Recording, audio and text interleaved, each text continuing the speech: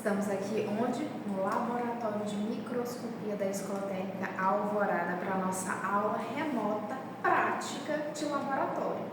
Eu sei que muitos de vocês, devido ao trabalho, por morarem longe, não poderiam vir até a instituição Alvorada para que tenham essa aula, então eu decidi vir aqui gravar esse momento para que vocês pudessem ter essa vivência um pouco maior do laboratório. Bom, como nós vamos começar? Primeira coisa, precisamos entender o aparelho pela qual estamos lidando. O aparelho ele precisa ficar numa bancada fixa, não pode haver movimentação, até porque esse é um aparelho que ele exige estar sempre estático para que a óptica dele não seja desregularizada. É um aparelho muito sensível, muito caro e a manutenção precisa ser feita pelo menos uma vez ao ano. Então, como são aparelhos muito delicados, ela precisa estar numa bancada que dê segurança para esse aparelho. Como vocês podem ver, todos os microscópios aqui, eles ficam protegidos por esse paninho, por essa cobertura, essa capa. Por que isso acontece? Devido à luminescência. As luminescências ambientais, ou seja, as luzes do ambiente, podem interferir na própria luz do microscópio. E para que essa luz interna do microscópio não se perca, não perca a potência, ou seja, a qualidade, a vida útil desse microscópio não reduza, ele precisa também ser protegido. Então isso aqui não é apenas para proteger de poeira, quando estiver limpando, varrendo o lugar, ou de algum aluno vir e sujar ele com as mãos. Não, isso é um mecanismo de proteção para que a manutenção do aparelho se mantenha devido à luminescência do ambiente que interfere na máquina. Quando nós tiramos essa capa, nós estamos diante do microscópio. Lembrando que, obviamente, eu estou paramentada para isso. Laboratório, quando vocês tiverem essa vivência e virem para o laboratório de forma presencial, o que precisa ser feito? Primeira coisa, você precisa estar com todo o paramentário de biossegurança, que são os EPIs, os aparelhos de proteção individual. Primeira coisa, precisa, no caso da Alvorada, a camiseta branca do curso, com o slogan da Alvorada, a calça precisa ser branca, o sapato precisa ser fechado, de preferência aquele tênis de academia que é o indicado para laboratórios, tanto laboratórios de escolas técnicas, faculdades e até mesmo de trabalho, porque ele é todo acolchoado. Na ausência desse tipo de tênis, desse tipo de sapato que promove uma proteção maior para os pés, o indicado é o cross de borracha, mas ele não pode ter aqueles furos, então ele precisa ser totalmente íntegro. Depois disso nós temos o que? O jaleco, claro, que precisa ser branco, que é cor branca, é característico dos cursos da saúde e a estética faz parte de um curso considerado um curso de saúde, então vocês precisam também estar com paramentado branco, touca, máscara e luva. Eu não estou de touca, no caso de máscara, para que vocês consigam me escutar, já que essa seria uma aula remota. Mas se nós estivéssemos presenciais, eu teria que estar de máscara diante de vocês. Mas como só estamos aqui, eu, você e a câmera, então eu vou ficar sem a máscara, tá bom? Estamos aqui diante do microscópio. Primeira coisa que precisa ser feita, você precisa entender o aparelho pela qual você está lidando. Então aqui primeiro nós temos a base. Vou colocar um pouquinho lateral para que vocês consigam visualizar todas as partes. Essa aqui é o aparelho de rotação, que é a rota ou a roda. Ela permite, não sei se vocês conseguem ver pela câmera, mas aqui eu estou subindo e descendo a minha placa. Então, essa placa de movimentação, ela não é movida por aqui. Se eu quiser aumentar a amostra ou diminuir a amostra, eu não mexo por aqui, senão eu vou quebrar. Então, a rotação é feita por aqui. Rotação para a direita e a esquerda. Eu estou vendo a minha lâmina, eu gostaria de mover ela mais para o lado, mais para o outro. Eu não mexo por isso aqui. Pelas pinças. Não. Eu movimento por quê? Pela segunda rota, pela segundo aparelho de rotação. Aqui eu consigo vir para frente, para trás, embaixo, direita e esquerda. Então eu consigo fazer toda a movimentação da minha lâmina por meio desses dois aparelhos de rotação. Esse daqui para subir e descer, esse daqui para frente, para trás, embaixo, direita, esquerda, tranquilamente. E onde é que eu vou colocar a minha lâmina? Pelas pinças. Então, aqui eu não abro por aqui, porque eu corro o risco de machucar o meu dedo. Então, eu venho, abro a minha pinça, vou colocar mais para cá, eu faço a abertura de pinça, coloco a minha lâmina e fecho, certo? E aqui nós temos as ópticas. As ópticas, essa daqui foi colocada na de 40. Mas a visualização precisa começar na menor óptica. Nós sempre começamos pela menor óptica e assim nós vamos aumentando. Então, se não tem como você esperar visualizar na de 100, que é a maior óptica que nós temos no microscópio, começando pela de 100 e achar que você vai conseguir visualizar. Não, nós começamos pela de 4 e nós vamos aumentando. Se você não consegue visualizar na de 4, você não vai conseguir visualizar nas subjacentes. Então, nós sempre começamos pela menor.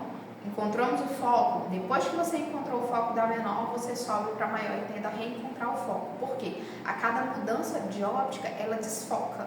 Então, a gente precisa focar novamente e isso exige, obviamente, paciência do analisador, da pessoa que está manipulando esse aparelho, certo? Então, aqui, estou com a de 4, consegui encontrar a óptica, aí eu mudo para a de 10. Visualizei na de 10, eu vou para a de 40. Visualizei na de 40, aí sim que eu vou para a de 100, que é a maior óptica encontrada, que é a de branquinho, tá vendo? Cor branca. Essa óptica de 100, ela permite que nós venhamos a usar o quê? O óleo de imersão. O óleo de imersão, ele só é utilizado na última óptica. E não é em todos os casos, não é em todas as amostras. Geralmente ela é indicada para visualizações, principalmente de células consanguíneas, onde nós temos a estrutura, as 3 estruturas que nós estudamos em sala acerca de biologia celular, que é membrana plasmática. Dentro da membrana plasmática nós cortamos, temos dentro o quê? Citoplasma, e dentro do citoplasma nós temos no centro núcleo. Então, para que nós consigamos visualizar essas partes da célula, nós podemos fazer uso do óleo de imersão. Sempre lembrando que o óleo de imersão, quando ele precisa ser utilizado, nós fazemos um pequeno movimento de esfregaço nesse óleo na lâmina, com uma gota apenas, não há necessidade de eu jorrar a minha lâmina de óleo de imersão. Uma gota, espalhei pela lâmina, visualizo. Depois de visualizar com óleo de imersão, o que a gente faz? A gente precisa remover esse óleo com algodão. Nós não vamos usar álcool, nenhuma solução aquosa, nenhuma solução alcosa, porque senão nós danificamos a amostra. Então, nós usamos apenas um pano seco, às vezes um pano com soro fisiológico, um paninho úmido, retiramos o excesso desse óleo de imersão, tanto da amostra, ou seja, da lâmina, quanto da óptica de 100. Porque se eu mantenho esse óleo de imersão em contato com a óptica de 100, que ele vai ter contato quando você estiver visualizando, eu vou ao longo prazo danificando o olho dessa óptica. Porque aqui nós temos uma lente, aqui dentro, que é chamada de olho. Então, em cada óptica há um olho e ele vai sendo danificado por esses óleos de imersão. Tanto os óleos de imersão quanto as colorações, né? O que nós mais utilizamos no laboratório são as colorações de grão, coloração de grão positiva, negativa, de tonalidades vermelhas, roxas, esverdeadas, azuladas, seja ela qual for, depois elas precisam ser removidas para que o microscópio não seja danificado. Até aí tudo bem, turma? Vocês entenderam? Então vamos para a nossa aula, vamos começar a nossa visualização, tá certo? Bem, turma, antes de nós começarmos a visualizar as nossas amostras, vamos relembrar aquilo que nós falamos em teoria na última aula remota. Aqui nós temos uma pequena amostra celular, então o que nós conseguimos visualizar aqui nesta amostra, nesse modelo celular? Primeira coisa, essa é uma amostra sanguínea. E aqui na amostra sanguínea nós temos o que nesse modelo? Primeira coisa, uma membrana plasmática. Quando você estiver visualizando no microscópio, você vai ver essa estrutura. Uma estrutura pode ser quadrangular, circular, esférica, triangular. As células podem se manifestar de várias formas, discoides, alongadas, estreladas, como nós vimos, para as células neurais, circulares para as células ovarianas, alongadas para qual? Células espermáticas. E esse formato, que é um formato mais discoide, ele é um formato característico das células sanguíneas do corpo. Temos aqui o que? Membrana plasmática. Abri e cortei ao meio essa minha célula. Nós vamos ter o que? O citoplasma. Todas essas estruturas são estruturas citoplasmáticas e elas têm o objetivo do que? Lembra? A membrana plasmática realiza a proteção da célula. E essa proteção, ela não é fixa, ela tem uma permeabilidade seletiva. O que é permeabilidade seletiva? Muito bem. Ela é uma estrutura que permite com que a célula consiga captar aquilo que a célula precisa, que o interior dela necessita, e fazer essa transmissão de informação e de substâncias. Então, chega lá, cálcio, a célula está precisando de cálcio. Ela abre, os seus portais de cálcio para a entrada dessa substância. Já tem cálcio suficiente na célula, não preciso mais de cálcio, eu fecho as minhas portas. Então, a permeabilidade seletiva é a capacidade dessa célula, dessa membrana plasmática, de selecionar exatamente o que a célula precisa. É da mesma forma como você está aqui, poxa, eu estou com uma vontade de comer um doce, nossa, que vontade de comer um doce. Aí você vai olhar, caramba, é o quê? Falta de glicose no sangue, falta de açúcar dentro do meu corpo. Por isso que meu corpo está pedindo por açúcar. Eu vou lá, como um brigadeiro, fico satisfeita. Aí chega outra pessoa, me oferece 10 brigadeiros para eu comer de uma vez. Não quero, obrigada. Isso é o quê? Capacidade seletiva, de selecionar só a quantidade que você precisa de açúcar para repor a glicemia natural do seu corpo. A célula, da mesma forma, então ela seleciona a quantidade necessária daquilo que a célula precisa naquele momento. Então, ela não tem por que fazer uma grande reserva de substâncias, senão corre o risco de acontecer o quê? Essa membrana plasmática romper, porque ela não vai ter capacidade de absorver tudo que chega para ela. Então, ela seleciona, por isso, permeabilidade seletiva. Permeabilidade, capacidade de proteção, seletiva de selecionar. Depois temos o que? Citoplasma. Se a membrana plasmática é a capa protetora e seletiva, o citoplasma é os órgãos da célula. Então, eles têm o objetivo do quê? De fazer reserva, de nutrir, de absorver, de transmitir as substâncias de um componente citoplasmático para outra. Mas qual o objetivo de todos eles, apesar de todos eles terem funções diferentes? É garantir a nutrição e permanência, cuidado, preservação basicamente do centro, que é o núcleo. O núcleo é o quê? A informação genética. E é a partir dela que a célula consegue se multiplicar, ou seja, que essa célula mãe consegue deixar células filhas que precisam ser iguais a ela. Lembra da teoria celular? As células mães, elas precisam ser, as células filhas, no caso, precisam ser exatamente iguais às células mães. Isso é a teoria celular, a capacidade da célula de multiplicar-se em relação a ela mesma. Então, essa célula mãe aqui, ela não precisa de uma célula pai. Não, ela sozinha consegue deixar herdeiros e esses herdeiros vão ser iguais a ela, vão ter a mesma informação genética e hereditária através do núcleo. Por isso o núcleo é tão importante. Se o núcleo morre, a célula morre. O citoplasma morre, a membrana morre, porque o objetivo da membrana plasmática e do citoplasma é basicamente manter a manutenção da informação genética do núcleo.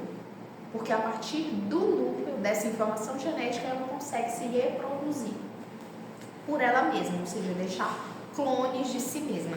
Ela gosta tanto de si que ela se clona. Olha que maravilha. Então, entendendo isso, a gente vai para a visualização microscópica. Vem.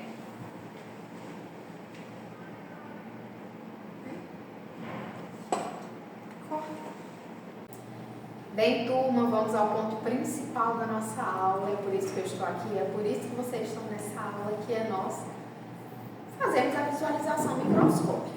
Primeira coisa, luvas. Eu, no caso, estou utilizando as luvas que são necessárias para a avaliação de amostras laboratoriais, que são as luvas de procedimento. As luvas de procedimento, elas são tanto para atendimento, no caso de vocês, atendimento estético das clientes, principalmente se você observar que a cliente tem uma edemasia tecidual, edemasia de pele, e também para amostras, seja ela de urina, sangue, seja amostras de células plantais, células animais, vegetais, células humanas, seja qual for o tipo de amostra. É apenas o necessário. Professora, mas eu li, eu pesquisei que existe outros tipos de luva além da luva de procedimento. Você está certo. Quais são as outras luvas que existem no mercado? Primeiro, aquela luva feita de luva para procedimentos invasivos, que são as luvas estéreis.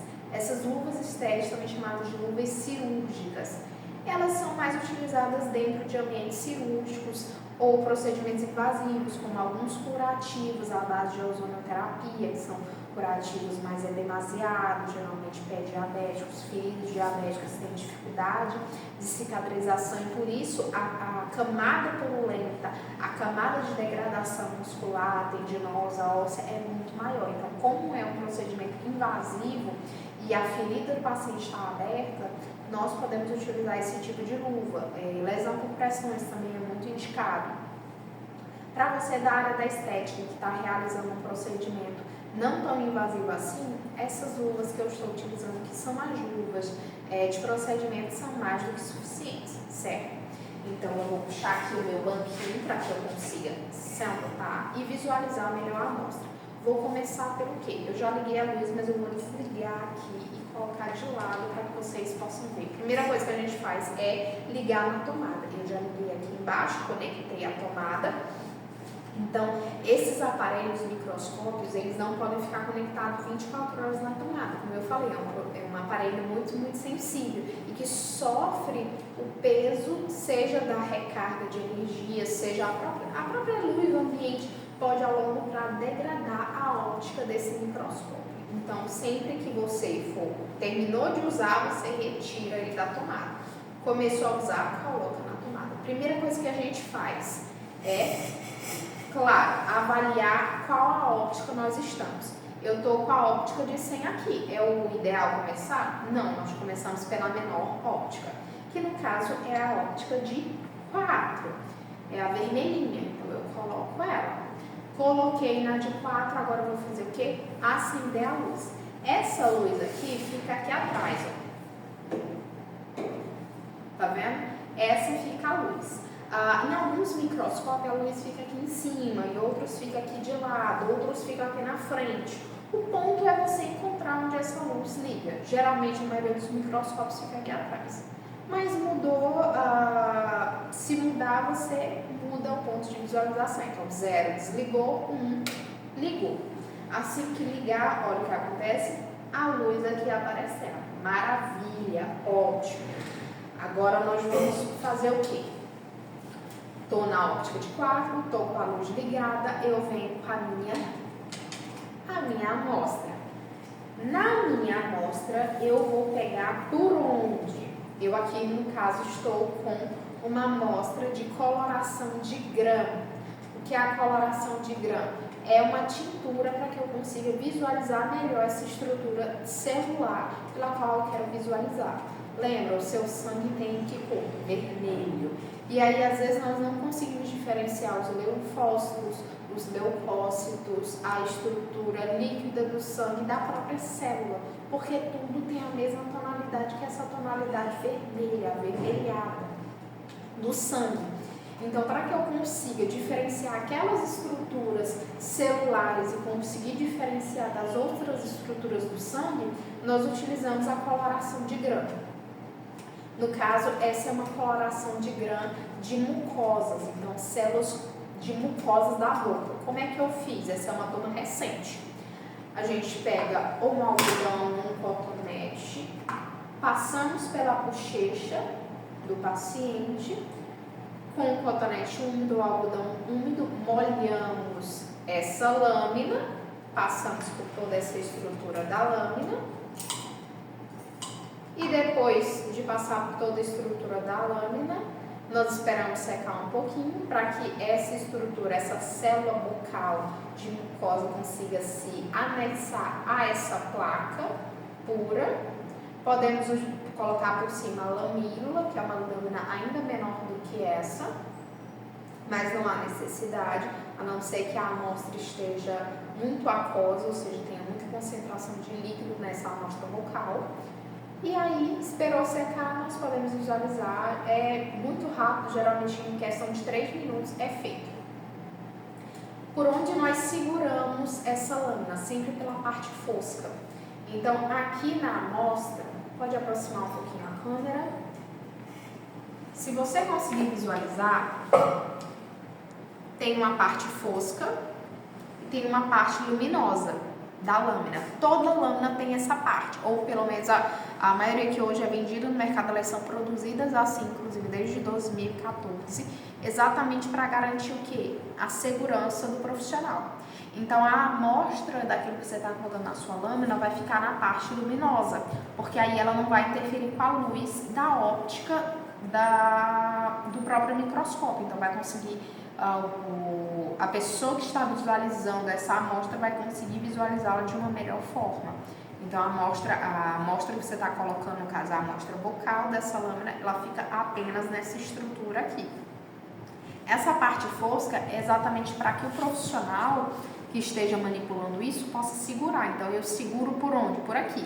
Eu não vou segurar por aqui, por aqui, por aqui embaixo, por aqui assim, porque senão eu estou interferindo na amostra.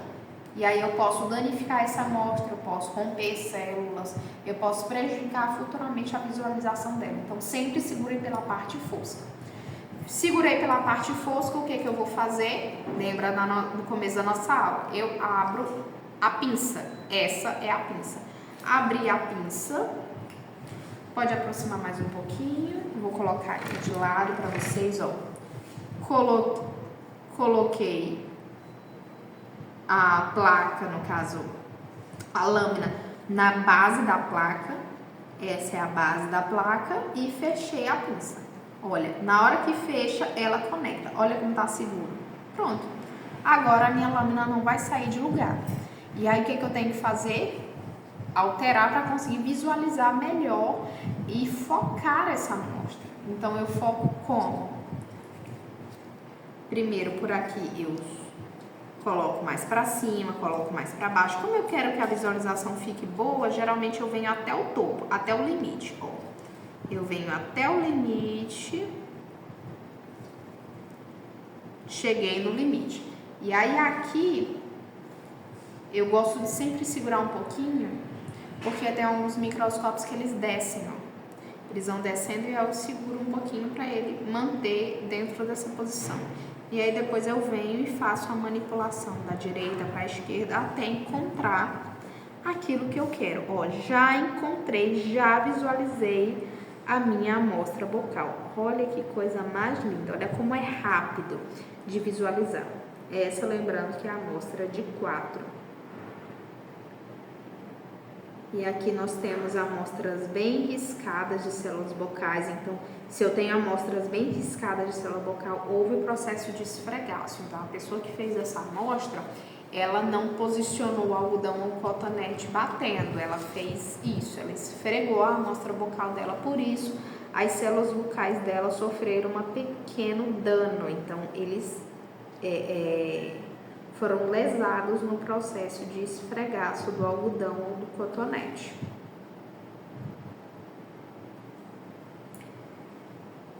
Vou enviar a foto para vocês. Bem, turma, já visualizamos aqui o que? A coloração de glândulas mucosas. Agora vamos para onde? Coloração de glândulas de células de leucemia linfóide, ou seja, nós temos falha no formato dessas células. Essas células sofreram degradação, ou seja, elas perderam aquela forma de disco. E aí, quando elas perdem essa forma de disco, elas não conseguem mais digerir o alimento que ela precisa, ou seja, quebrar aquelas pequenas partículas seja de vitamina A, B, C, proteínas, carboidratos que a célula necessita. Então, a alimentação dessas células se torna muito reduzida, muito degradada. Então, essa célula sofre nesse processo linfóide. Já estou com ela aqui visualizada. Eu já consigo ver a estrutura da célula. Estarei enviando para vocês e vocês vão conseguir diferenciar os pontos de falha, ou seja, os pontos de vácuo na imagem, dos pontos da célula íntegra. Muito bonito.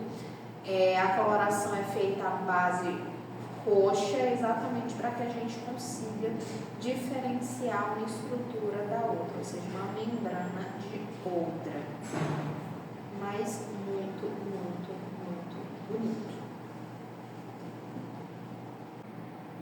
Turma, nós falamos sobre visualização celular, que é uma coisa muito mais voltada para a nossa disciplina, já que estamos falando de biologia celular, mas eu não posso deixar de citar aspectos muito mais estéticos pelas quais vocês estão se formando. Então, eu decidi trazer 2 amostras para visualização. Essas 2 amostras são basicamente de coisas pelas quais muitas clientes utilizam, seja para fazer um peeling físico, seja para processo depilatório, de limpeza de pele, de hidratação, instrumento de esfoliação física. Muitos deles são feitos à base desses 2 instrumentos. Quando ele é farmacolizado, ou seja, passa pelo processo de se tornar um fármaco, todas as partículas, ou seja, o substrato desse produto é concentrado e enviado no produto que é vendido. Agora, quando nós utilizamos ele puro, ou seja, de forma alimentar, nós estamos lidando tanto com a parte boa quanto com a parte ruim dele. E é por isso que eu gostaria de visualizar em microscópio com vocês. Aqui eu tenho o café. Vocês veem que muitas clientes utilizam o café como instrumento estético. E aqui o açúcar também muito utilizado como instrumento estético, principalmente para as famosas esfoliações.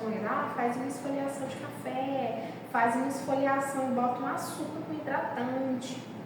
Não é mesmo? Então, nós vamos visualizar e ver os riscos que se é utilizado quando nós fazemos esfoliações físicas à base desses 2 instrumentos e por quê. Vamos começar pelo café, né, gente? Café tão cheiroso. Deu vontade de tomar um cafezinho, né, menina? Então, a primeira coisa que eu tenho é o café puro, concentrado em grãos. O que eu tenho que fazer? Eu preciso umidificar. Então, aqui eu tenho uma amostra líquida aquosa. Eu venho e umidifico a minha placa, onde vai ficar o meu café. Apenas 2 gotinhas pequenas. Então, eu posso vir e coloco um pouquinho da minha amostra de café. Se for necessário, eu coloco mais, coloco menos, ó. A parte que foi umidificada foi pouco, eu venho e hidrato mais um pouquinho. Hidratei, eu espero alguns segundos para que o café e a parte aquosa se misturem e aí nós vamos ver no microscópio. Vou tirar a lâmina anterior, que era da amostra leucêmica, que nós visualizamos, célula de sangue. E agora eu vou colocar a minha placa de café. Vou colocar a minha luva. Luva de quê, turma? Vou tirar aqui por causa do ar-condicionado. Depois eu limpo.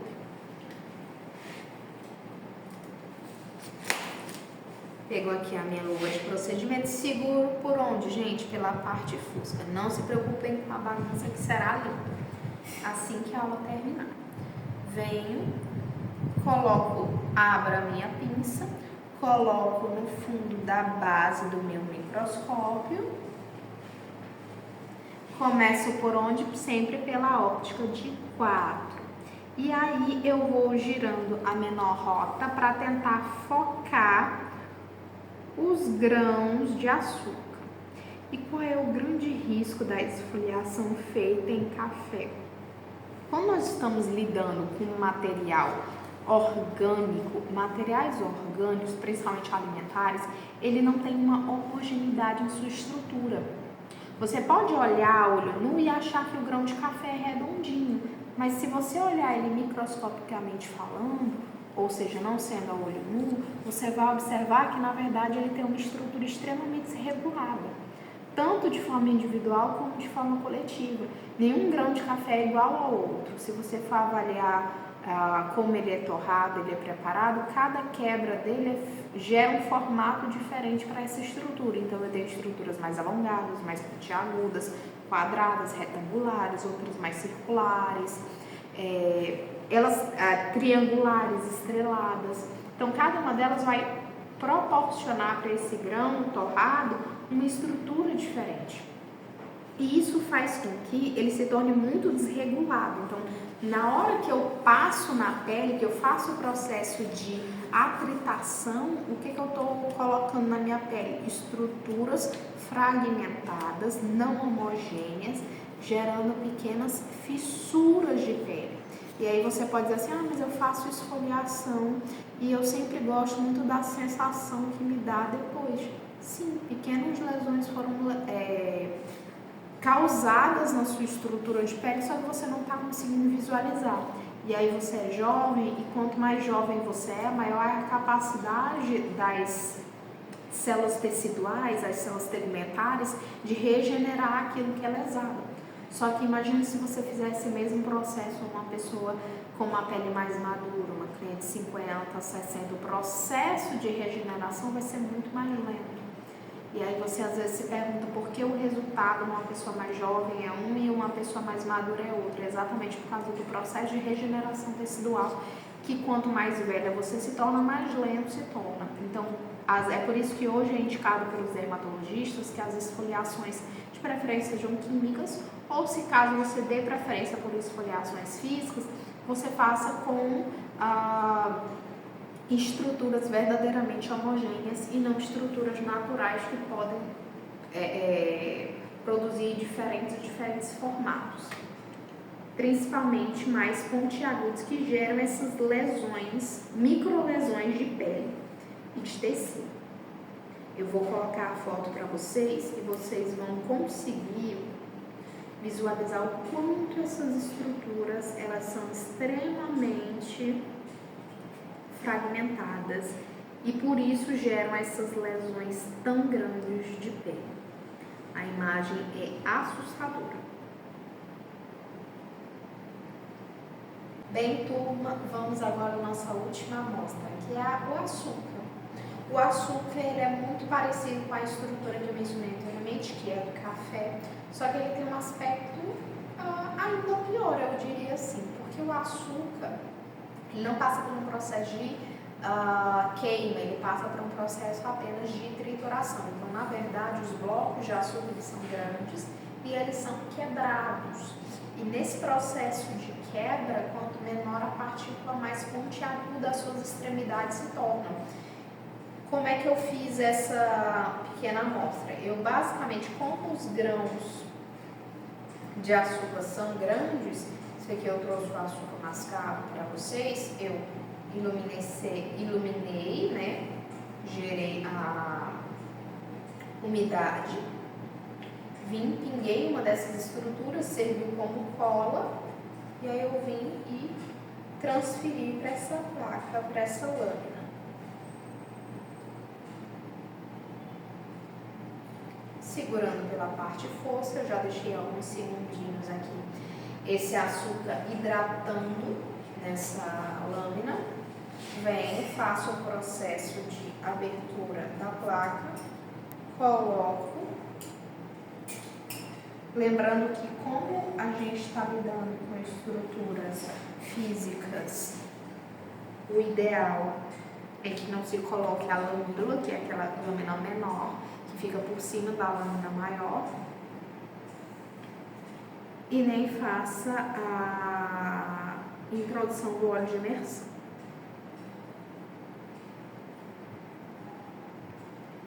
E aqui, gente,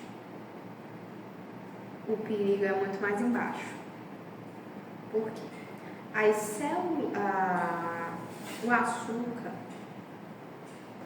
ele é uma estrutura que ele, diferentemente do café, que ele tende a se unir entre si, ou seja, as partículas de café, elas se unem para se tornar partículas maiores quando elas são hidratadas. No açúcar, isso acontece o contrário, elas se dispersam. Então, as camadas, as partículas de açúcar, elas se distanciam entre uma e outra quando elas são hidratadas. Isso faz com que as suas arestas se tornem ainda maiores, ou seja, essas arestas que são pontiagudas, afiadas, que vão gerar essas microlesões de pele, se tornam ainda mais acentuadas entre uma e outra, aumentando assim a lesão de pele. Vou mandar as fotos para vocês, observem.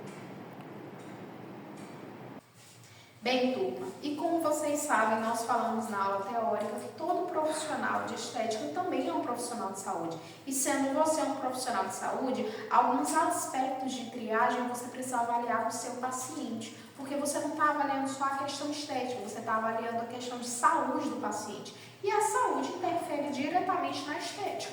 Você acha mesmo que o paciente que não se alimenta bem, não pratica exercícios físicos, não bebe água, vai ter um bom resultado, mesmo que você esteja realizando os melhores procedimentos com ele, mesmo que você esteja realizando, usando os melhores produtos, você acha que ele vai ter uma boa resolução do problema diante de um paciente que come bem, bebe bem, dorme bem, pratica exercícios físicos, tem uma boa qualidade de vida? Não tem como. Então, às vezes, as mesmas 10 sessões de um vai ter um resultado, enquanto que para outro paciente as mesmas 10 sessões não vão ter o mesmo resultado.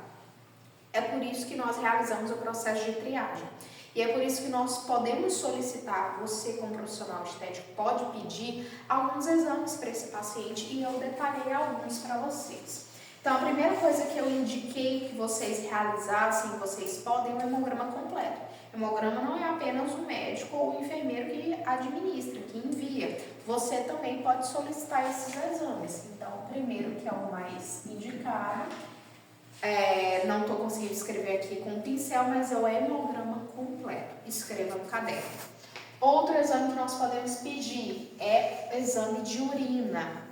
O exame de urina, e aí na triagem eu já posso conversar com o paciente acerca da urina dele. Que tipo de aspectos nós vamos analisar na urina do paciente? Que você vai questionar ele. Primeiro, o aspecto físico, a etapa física dessa urina, ou seja, qual a cor dessa urina. Ela é um amarelo intenso, um amarelo âmbar, ela é mais clara, um amarelo mais fraco, ela é avermelhada, ou seja, tem presença de sangue, ela é amarronzada, ou seja, um xixi com resquícios fecais dentro da própria urina do paciente, então risco infeccioso. É uma urina mais esverdeada, ou seja, já é um paciente que tem um quadro infeccioso contaminante, ou seja, alastrante por todo o canal urinário, provavelmente começando lá da bexiga. É um paciente que tem uma urina branca, transparente, então a gente já sabe que tem uma qualidade melhor.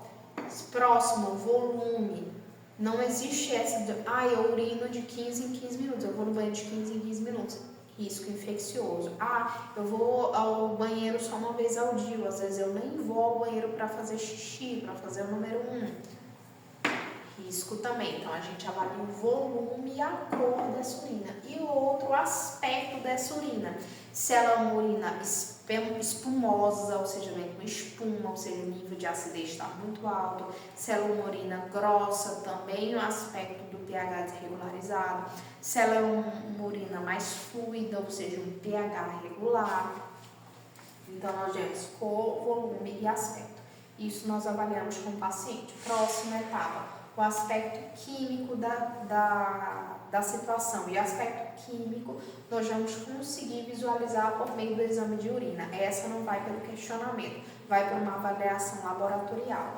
E também a sedimentação, ou seja, a sedimentoscopia dessa urina. Que a sedimentoscopia também é uma avaliação laboratorial, onde vai ser feita a cultura dessa urina e vai ver que tipos de bactérias sedimentosas estão presentes naquela urina. Porque você sabe, o seu corpo é completo e composto de bactérias. Seu xixi, claro, vai ter bactérias. O ponto é o seguinte, algumas bactérias do nosso corpo, elas são saudáveis. Você tem bactérias no seu corpo que mantêm a integridade física da sua pele, que mantém a integridade física dos seus órgãos vitais. E que se não fossem essas bactérias boas, nós não sobreviveríamos. Então não existe igual aquela propaganda de sabonete, elimina 99% das bactérias. Gente, se eliminasse realmente 99% das bactérias, não estaria ninguém mais aqui para contar a história.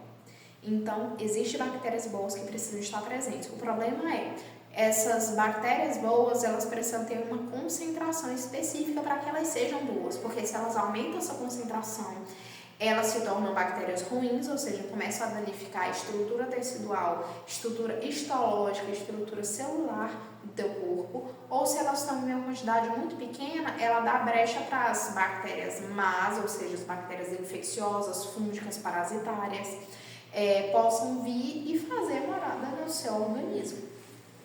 E o próximo aspecto que nós também podemos indicar além do hemograma completo e o exame de urina é o exame de fezes. E aqui nós pedimos para avaliação do exame de fezes, geralmente o exame direto e o indireto. Tanto no exame direto quanto no indireto, nós conseguimos visualizar o que nessa estrutura fecal? Nós vamos avaliar o índice fecal, que é o índice fecal, é quanto a pessoa realiza o processo fecal por dia, por semana, qual a quantidade, se é muito, se é pouco. Então a pessoa só consegue fazer cocô 3 em 3 dias, é pequena quantidade. Qual a estrutura desse cocô? Então é um cocô rudimentar, ou seja, ele vem numa estrutura mais de banana, ele vem numa estrutura mais de pequenas bolotas, pequenas estruturas esféricas. Ela vem numa estrutura mais diarreica, líquida, que deveria ser o xixi. Então, qual é a estrutura fecal desse bolo fecal e qual a frequência que ela vem? Isso nós vamos avaliar. E claro, que tipo de bactérias estão presentes nesse bolo fecal, que também é indicativo do que o paciente come. Então, às vezes o paciente diz que ele tem uma alimentação super saudável, inclusive é vegetariano, vegano, isso e aquilo, mas a gente consegue saber se ele diz a verdade ou se está mentindo pela avaliação fecal. Certo? Vamos ao próximo laboratório.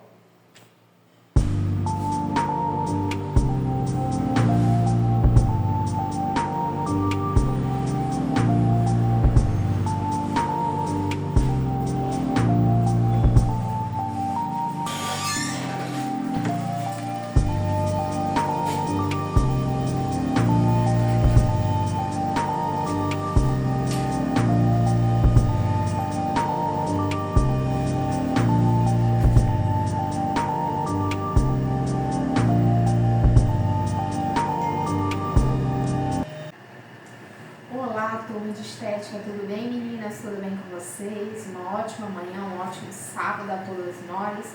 Estou aqui no laboratório de estética. Esse é um laboratório voltado apenas para o curso de estética da Escola Técnica Alvorada. E eu escolhi aqui, de todos os aparelhos que a Escola Técnica oferece, alguns muito mais específicos e voltados para a nossa área de estudo. Então, eles vão correlacionar tanto com a disciplina atual, que é a biologia celular, quanto correlacionar com a disciplina anterior, que é a histologia. Então, começando pelos cremes e tônicos, eu escolhi 2 que eu encontrei aqui de vários, mais de 20 que tem disponíveis, que estão muito mais correlacionados com, inclusive, algumas de vocês falaram sobre isso no seminário. Então, o primeiro deles é um tônico, uma loção tônica hidratante. Ela é à base de aloe vera, camomila, chá verde e algas marinhas, ou seja, tem estrutura celular marinha nesse tônico. E um hidratante na mesma linha, ou seja, eles têm o mesmo composto desse tônico também, para correlacionar as duas coisas. Quando a gente fala de estética, é muito bacana que nós viemos a trabalhar linhas com os pacientes, então trabalhando a mesma linha de produtos. Então, se você usa um creme, o ideal é que você use um tônico, um óleo à base da mesma linha, porque aí eles são constituídos por meio de uma frequência. E para que não corra o risco de eu estar misturando pHs diferentes, misturando químicos diferentes que podem se correlacionar e dar uma reação adversa daquilo que eu quero. Então, como os dois têm o mesmo composto, nós vamos utilizá-los. Eu também trouxe aqui bambu. A gente sabe que o bambu ganhou força dentro da massoterapia. Antigamente ela era muito mais ocidentalizada, mas desde 2015 ela tem ganhado força também no Brasil, na América Latina, na América do Norte. E ela ganhou força exatamente por causa da sua propriedade natural. A gente está falando de uma estrutura plantar. Temos aqui também vários aparelhos feitos de bambu, de diferentes formatos. Esse daqui com aspecto de ventosa, ou seja, é uma ventosa plastificada. E aqui nós temos uma ventosa artificial que tenta simular as ventosas asiáticas, que são feitas com vidro e folha, que é a ventosoterapia. A ventosoterapia, gente, ela é usada hoje por meio dos aparelhos de pressão. Então, eu venho, coloco o meu instrumento, encaixo e aí eu realizo a pressão desse instrumento. Vamos começar pelo quê? Pela hidratação e preparação de pele para que esses instrumentos possam ser utilizados no paciente. Eu estou aqui com um paciente modelo voluntário e nós vamos utilizar os cremes que foram selecionados e que inclusive alguns de vocês falaram sobre eles no nosso seminário. Vamos começar analisando a pele desse paciente. Aqui no laboratório da Alvorada nós temos uma lupa de aumento, então aqui eu consigo visualizar a pele desse paciente e ver melhor a necessidade. Eu posso também, como o ambiente está claro, não há necessidade de eu vir com uma luz adicional, mas aqui eu consigo ampliar e ver a necessidade de pele. Essa é uma pele madura e a gente vê pontos de ressecamento e pontos de mudança de coloração. Então, ó, aqui é mais claro, temos pontos aqui mais escuros nas extremidades de pele. Isso é gerado pelo quê? Ressecamento de pele, falta de hidratação natural, declínio glicêmico e aumento glicêmico, ou seja, a mudança glicêmica de temperatura, já que nós estamos diante de um paciente diabético. E a gente sabe que a diabetes, essa mudança glicêmica, vão gerando falhas de coloração tegumentar. E também disso, falta de protetor solar, então, olha, a gente vê essas manchas de pele na estrutura do paciente. Começamos pelo quê? Repondo essa hidratação que foi perdida ao longo do tempo. Então, eu venho com esse hidratante que foi escolhido. Especificamente, a gente sabe que as plantas, elas têm uma propriedade de uma reserva de água natural entre as camadas da membrana plasmática que nós estudamos. Então, as plantas vegetais têm nas suas estruturas teciduais espaços de reserva, tanto interno quanto externo. Por isso, nós escolhemos muito mais a base plantar do que a base animal ou a outras bases. Então, eu venho com uma reposição de pele. Como eu falei, como é um paciente que não apresenta lesões de pele, fissuras de pele, não há necessidade de eu fazer o uso de luvas, a não ser que a gente veja a presença infecciosa ou a presença dessas lesões cutâneas. Aí sim nós fazemos uso desse tipo de instrumento. Por quê? Porque a gente sabe que as nossas mãos emitem calor e isso ajuda no processo de absorção do produto na pele do paciente. Então, a primeira coisa que nós fazemos é espalhar o produto por toda a estrutura de pele que nós estamos tratando. Professor, e o tônico? O tônico fica para o final, tá bom? O tônico é fechamento de procedimento. Professora, se eu não tiver hidratante, eu posso vir com óleo? Pode vir com óleo também, de preferência um óleo da mesma linha. E o ideal é que a gente não esqueça nenhuma das estruturas de pele do paciente. Professora, aqui, como é uma aula mais reduzida, O ideal seria que a gente, como ele tem um processo de ressecamento tecidual muito grande, é que a primeira camada fosse deixada para que ela seja segmentada e absorvida o produto e vir com uma segunda camada muito mais oleosa. E aí sim nós fazemos o uso dos instrumentos. Então aqui nós podemos escolher um que seja mais confortável para você. E aí quando você faz o uso do óleo, o ideal é que você use tanto na pele do paciente como na sua mão, que ajuda no processo de deslizamento do produto.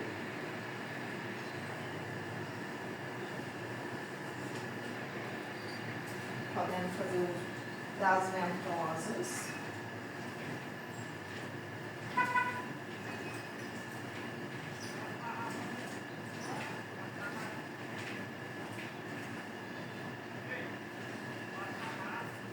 E aí esse produto ele é muito indicado, principalmente quando eu estou diante de uma paciente que tem interesse de perda de medidas, então ele não é só relaxante, ele ajuda no processo de perda. Esse daqui, que é o AVA, ele tem o objetivo de gerar um vácuo de pele, e aí ele vai gerando esses ciclos e ajuda na redução de gordura localizada.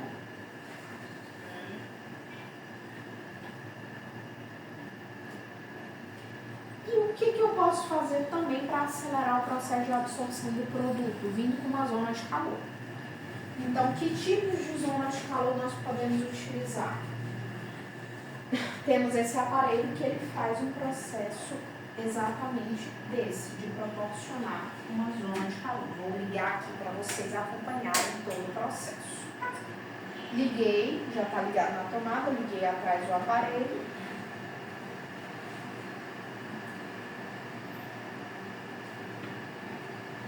E aqui nós fazemos a mudança nas frequências que nós queremos, o tempo, das temperaturas que são liberadas. Esperamos ele carregar alguns segundos.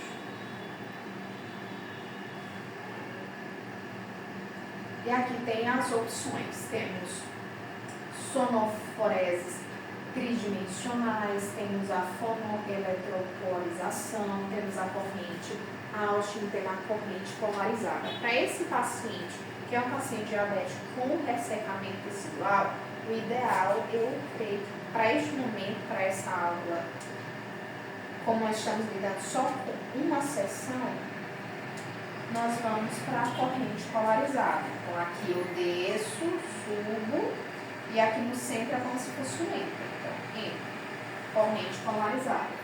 Vou determinar o tempo.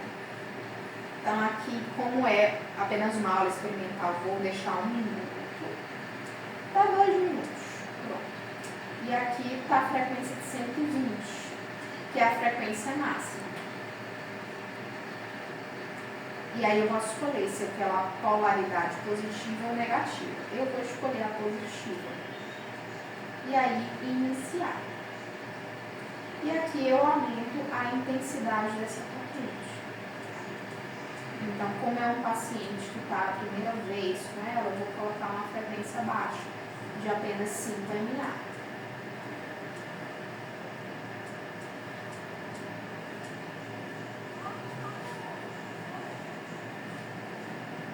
E olha, a gente vê que o processo de ressecamento de pele já está bem extenso, porque o produto já foi absorvido. Como eu falei, por isso que é indicado muito mais a utilização de um óleo, principalmente se eu quero fazer transferência do produto, movimentação do produto dentro da estrutura de pele do paciente.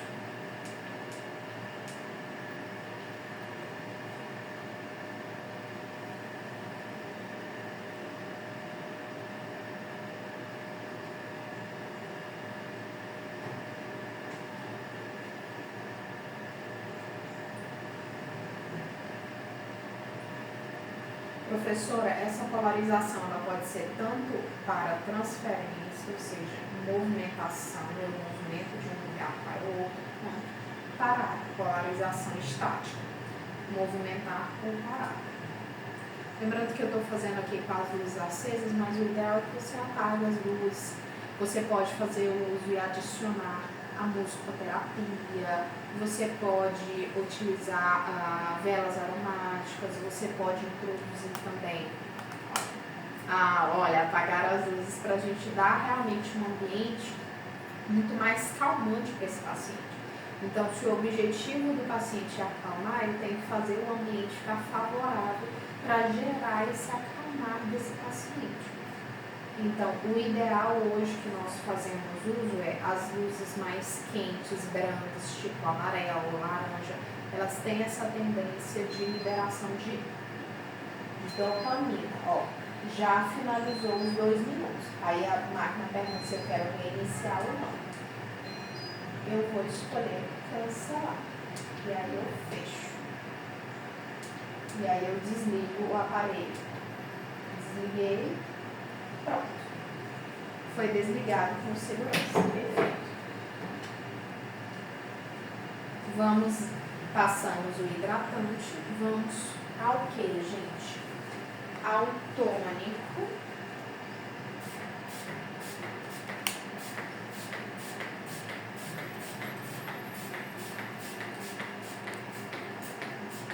E aí eu vou aproveitar e fazer uso, vou usar um pouquinho mais de hidratante, porque é uma pele ressequida.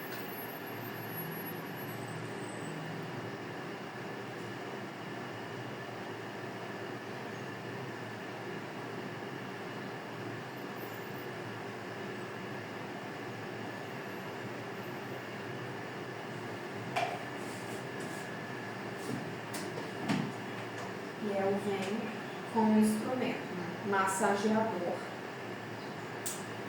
E aí aqui eu consigo aumentar ou diminuir a frequência dele. Aumento ou diminuo.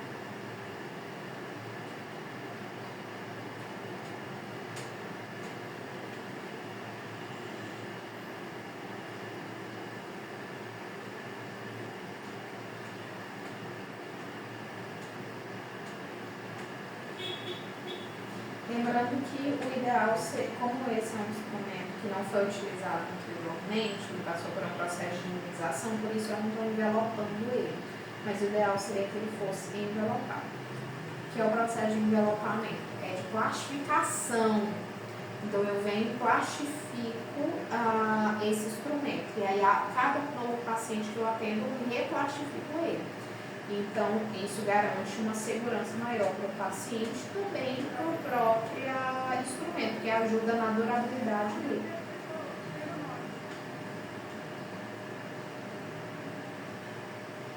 E aí eu posso aumentar a frequência, reduzir a frequência, eu vou vendo pelo que é confortável. O senhor deseja que seja aumentada a frequência do aparelho? Senhor? Não? Tá bom? Reduz?